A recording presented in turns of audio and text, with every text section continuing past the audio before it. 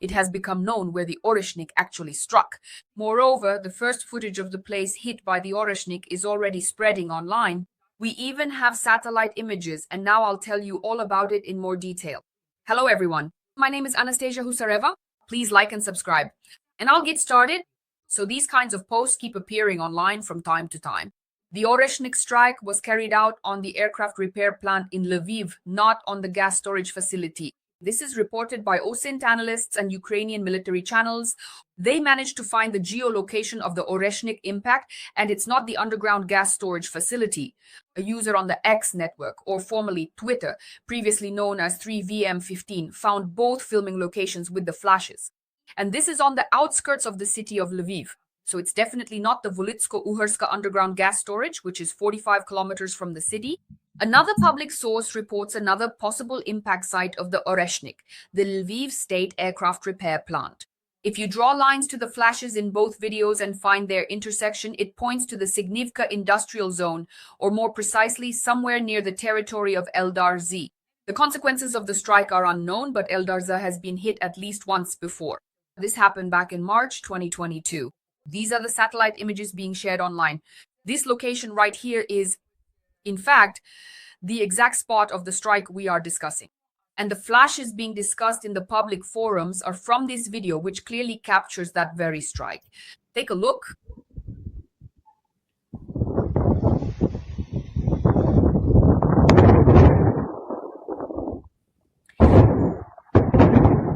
So, using this available video and thorough OSINT analysis, it was determined, as widely discussed public forums and OSINT analysts claim, that the strike was carried out on a strategic airfield near Lviv.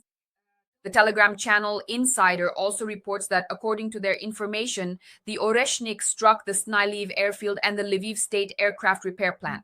As a result of the strike, the runways were damaged. Friends, this is important. The aircraft repair plant and vehicles. This information is also confirmed by OSINT researchers who analyzed the published videos. And as noted, just like previous sources mentioned, this plant was also struck back in 2022. Take a closer look. I'll show you the photo up close.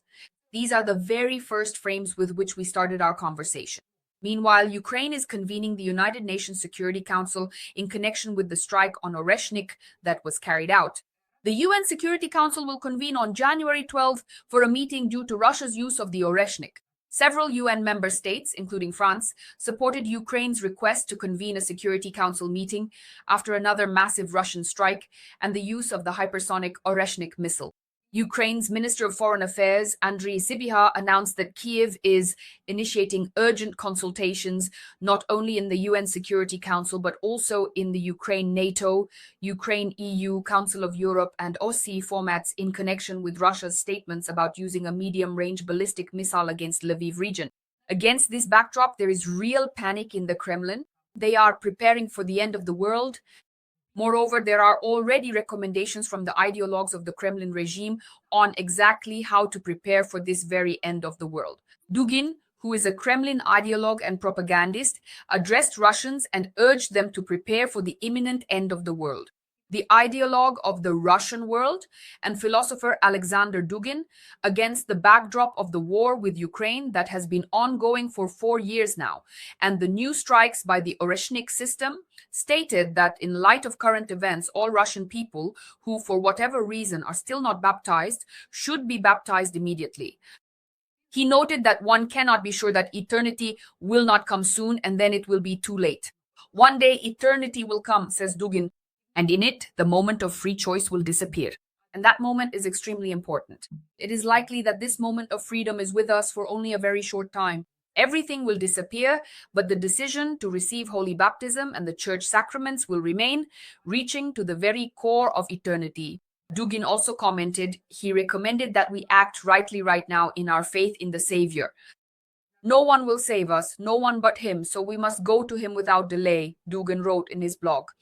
In his opinion, the stakes for Russia have risen so high that it is necessary to consider new actions by Russia and even more terrifying catastrophic steps. And this means that the Russians themselves admit that soon they might be, as they say, sent to eternity because of what they are doing and how they are acting towards Ukraine and in relation to international law. Meanwhile, Medvedev is simply having a meltdown. So he made a post on the social network X, formerly known as Twitter. Russia does not accept the deployment of Western military contingents in Ukraine, wrote Dmitry Medvedev. The ruling European idiots apparently really want a war in Europe. This has been said 1,000 times already. Russia will not accept any European or NATO troops in Ukraine. But neither Macron will continues to push this pathetic nonsense. Well then, go ahead. This is what you'll end up getting, wrote Medvedev, attaching a video of an Oreshnik strike on Lviv. And here it's important to understand that it's still unknown what Russia itself will get out of this. Meanwhile, the Institute for the Study of War says that the Oreshnik missile strike on Lviv is an attempt at intimidation, aimed at deterring the deployment of a coalition of the willing military contingent in Ukraine, which has been discussed for a long time. And Medvedev's reaction confirms this. The Oreshnik strike is part of Russia's nuclear intimidation and was intended to scare Western countries into refraining from providing military support to Ukraine, particularly from deploying a military contingent in Western Ukraine as part of a peace agreement. The Kremlin has repeatedly stated that such Western security guarantees are unacceptable for Russia and that foreign troops would be legitimate targets for the Russian armed forces. It will be very interesting to see if and how there will be any reaction if Russia suddenly goes so insane as to start shelling, say, NATO troops. Meanwhile, the newspaper Le Monde reports that France is planning to deploy 6,000 troops in Ukraine. French President Emmanuel Macron informed Parliament about a plan to deploy 6,000 French troops in Ukraine after a peace agreement is reached. This became known on January 8th, according to Le Monde sources.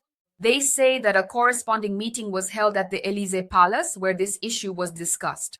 The chief of the French General Staff, Fabien Mondon, explained that these would not be deterrence or stabilization forces, but rather forces to support the Ukrainian army.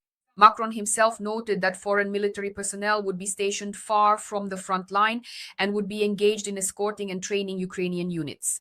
And while everyone is discussing the consequences, publishing footage, trying to understand what actually happened, experts are asking the question, was there even an Oreshnik? Was it really Oreshnik? And how will Russia act next? And most importantly, how much pressure can Europeans and the United States of America actually put on it? We will keep an eye on this and keep you informed. So please write to us in the comments. How do you assess everything that is happening? And what are you preparing for in the near future? Because you see, the Russians are preparing for the end of the world, and that's exactly where they're headed. But we, together with you, are preparing for a post-war Ukraine. The president of Ukraine, Volodymyr Zelensky, says that we are on the right path, the path toward achieving a peace agreement. So subscribe, give us a like, and take care of yourselves. Wash your hands with soap. See you next time.